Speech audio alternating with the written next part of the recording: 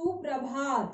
मैं Pushpalata Chaurasia sacred heart school की अध्यापिका कक्षा 9वीं और 10वीं विषय हिंदी भाषा को लेकर पाठ 2 के भाग 2 में फिर से आप सभी का स्वागत करती हूँ। बच्चों, पाठ 2 को पढ़ने से पहले आप अपनी आंखें बंद कीजिए और हाथ जोड़िए और जो मैं सुविचार बोलने जा रही हूँ उसे आप ध्यान से सुनिएगा और जीवन में ग्रहण कीजिएगा।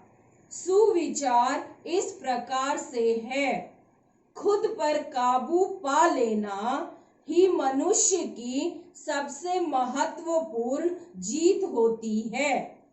यानी कि अगर आपको अपने ऊपर विश्वास है तो चाहे आपकी जिंदगी में कितनी भी कठिनाइयां आएंगी, आप उसे अपनी मेहनत के द्वारा सफल जरूर बनाओगे। बच्चों, अब आप अपनी आंखें खोलिए। आज का दिनांक 4/7/20 है और आज का दिन शनिवार है। पाठ 2 का भाग 2। पाठ को हम प्रकरण भी बोलते हैं। पाठ का नाम क्या है? पाठ का नाम काकी है। काकी एक कहानी है। काकी का यहाँ पर क्या मतलब है बच्चों? काकी का यहाँ पर मतलब है माँ। काकी का यहाँ पर मतलब है माँ और ये एक कहानी है और कहानी जो लिखता है उसे हम क्या कहते हैं? उसे हम कहानीकार कहते हैं। तो कहानीकार कौन है?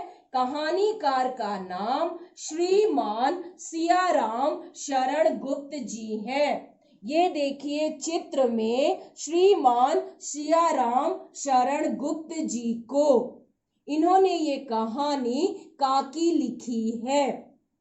इस कहानी को समझने के लिए मैंने इसकी रूपरेखा 4 रूपों में बांटा था जो हमने भाग 1 में पढ़ा। पहला, शीर्षक की सार्थकता, यानी कि शीर्षक का क्या मतलब है, उसे हमने भाग 1 में समझा। दूसरा, कहानीकार का परिचय।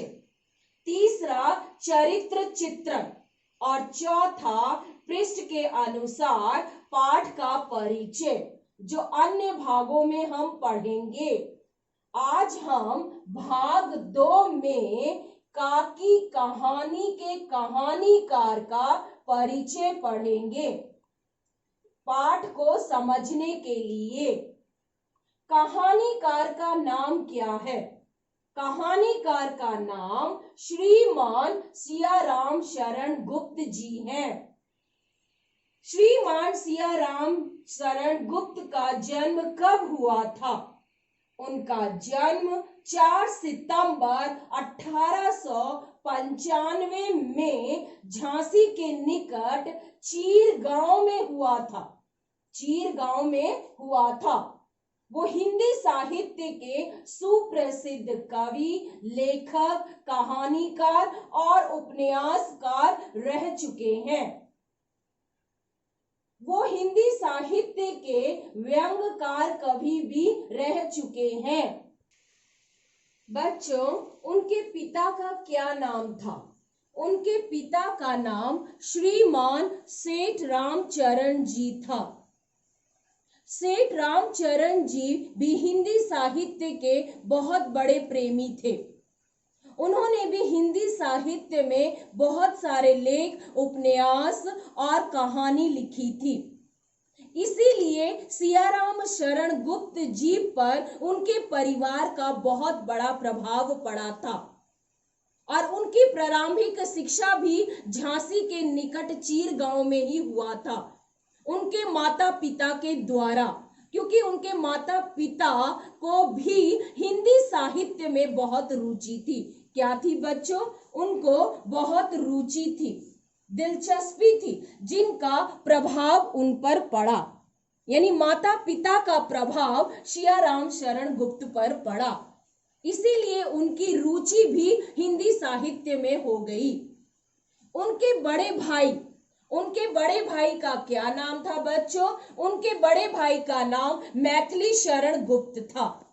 मैथिली शरण गुप्त जी को कौन नहीं जानता? वो हिंदी साहित्य के राष्ट्र कवि थे। और वो किनके बड़े भाई थे? श्रीमान सियाराम शरण गुप्त के बड़े भाई थे। उनका प्रभाव भी इन पर पड़ा, क्योंकि वो राष्ट्र कवि थे। क्या थे वो? राष्ट्र कवि। देश से उन्हें बहुत प्रेम था, देश से वो बहुत प्यार करते थे, प्रेम करते थे। इसीलिए उनकी ज्यादातर लेख जो है वो देश से संबंधित था। उनका जो ज्यादातर लेख किससे संबंधित था बच्चों? देश से संबंधित था, और महिलाओं से संबंधित था, स्त्रियों से संबंधित था। जितने भी आप मैथिली शरण गुप्त के उपन्यास या कविताएं आप देख लीजिए तो वो देश प्रेम से ही संबंधित है और स्त्रियों से ही संबंधित है। यही उनका प्रभाव जो था श्रीमान सियाराम गुप्त पर पड़ गया।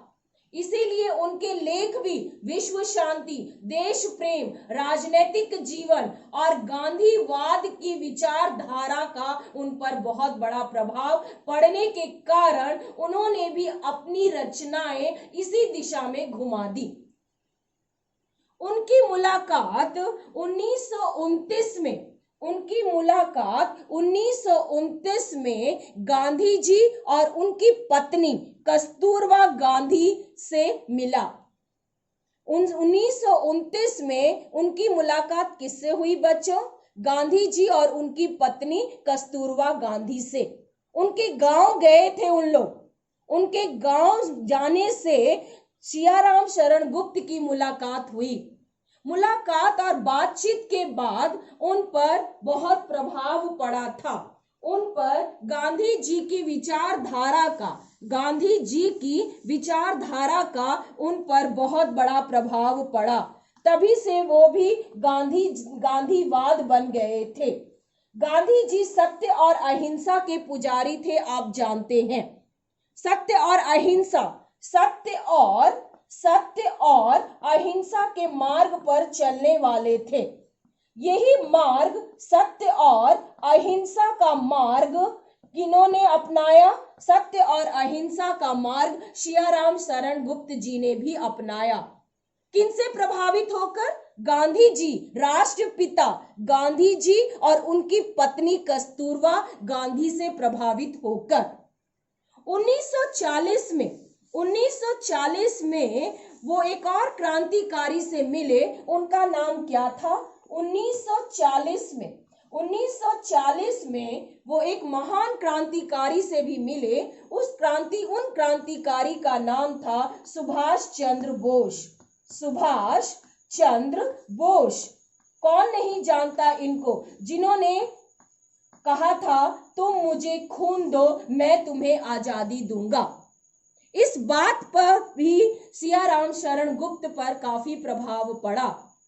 तो ऐसे महान क्रांतिकारी और स्वतंत्रता सेनानी का प्रभाव उन पर बचपन से ही पड़ा, और बचपन से ही उनके परिवार का हिंदी साहित्य में रुचि होने के कारण उनकी विचारधारा भी बदल गई और वो हिंदी साहित्य के सुप्रतिष्ठित काव्यकार और उपन्यासकार और साहित्यकार हो गए। लेकिन बच्चों, कहते हैं ना, जिंदगी में कोई ना कोई घटना बीतती ही है। उनके साथ भी एक घटना हो गई। उनकी पत्नी और उनके पुत्रों का असमय मृत्यु हो जाना, यानी अचानक और बेसमय यानी असमय उनके पुत्रों और उनकी पत्नी का मृत्यु हो गया, जिनके कारण वो बहुत दुखी हो गए। असमय मृत्यु हो जाने के कारण वो दुखी रहने लगे। तभी से उन्होंने दुख, करुणा जैसी कविताएं और लेख और कहानी लिखने की शुरुआत कर दी। वैसे तो वो देश से प्यार करते ही थे, उनके ऊपर कई क्रांतिकारी और स्वतंत्रता सेनानी का प्रभाव पड़ने के कारण वो लिखते ही थे, प्रभाव तो पड़ा ही। लेकिन असमय पुत्रों और पत्नी की मृत्यु के बाद उनके लेख बदल गए। उनके लेख ज्यादातर दुखी और करुणा और वेदना से भरी हो गई। सबसे पहला लेख जो उन्होंने अपनी जिंदगी में लिखा, सबसे पहले लेख की जो शुरुआत की उन्होंने 1914 में लिखा। 1914 यानी कि प्रथम विश्व युद्ध। प्रथम विश्व युद्ध कब हुआ था? प्रथम विश्व युद्ध की शुरुआत 1914 से लेके 1918 तक हुआ था।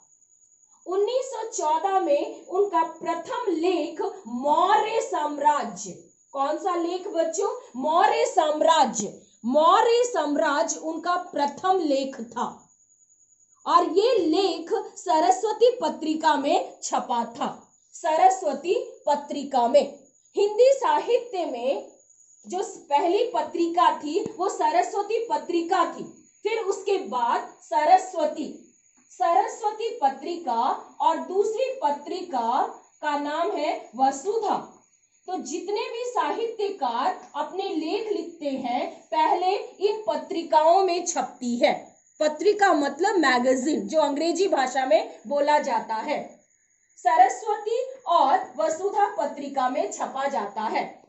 तो 1914 में उनका पहला लेख मौर्य साम्राज्य सरस्वती पत्रिका में छपा था और सरस्वती पत्रिका की हीरक जयंती में उनको सम्मानित किया गया था।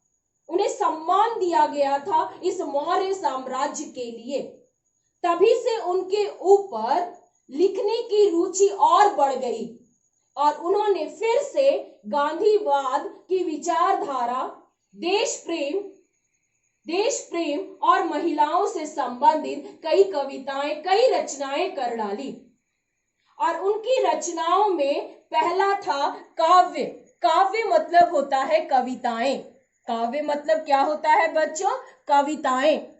तो काव्य संग्रह में पहला उनका था आर्द्रा और दूसरा विषाद।